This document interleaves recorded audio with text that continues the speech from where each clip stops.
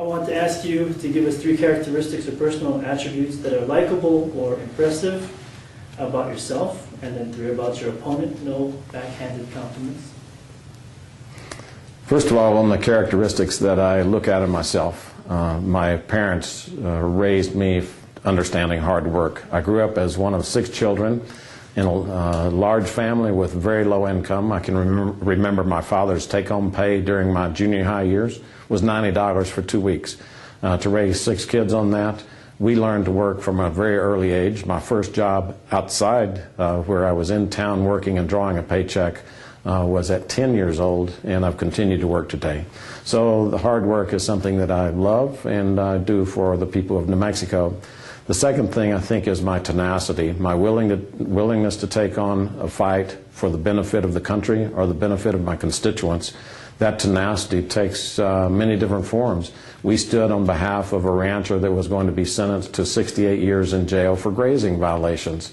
I just said that's wrong. We stood nose to nose with the judge for over 6 months negotiating lower limits. I actually got it down to about 4 months. We were willing to fight for the jobs in New Mexico. I've been willing to fight my own party, my own party's leaders. I'm willing to fight the other team. When I think that it's right, I'll come to the field to play, and I'll play hard. I think the third thing is that I know where I'm grounded. I know what my values are. I don't go to Washington and put my finger to my tongue and put it into the wind to see what I should vote.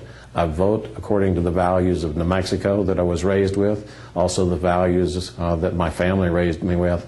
I've been very consistent, very predictable, because I do stay grounded in who I am. The thing that people say most about my opponent is that he's very likable, and I would agree. I deal with Tom on a day-to-day basis in the Congress. We get along well together. We come from different political viewpoints, but I will compliment Tom on standing up for his values.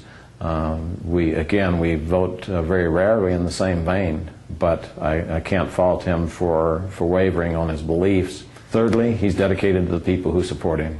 The things that are nice about my opponent, first of all, he's a genuine nice guy. I get along well with him.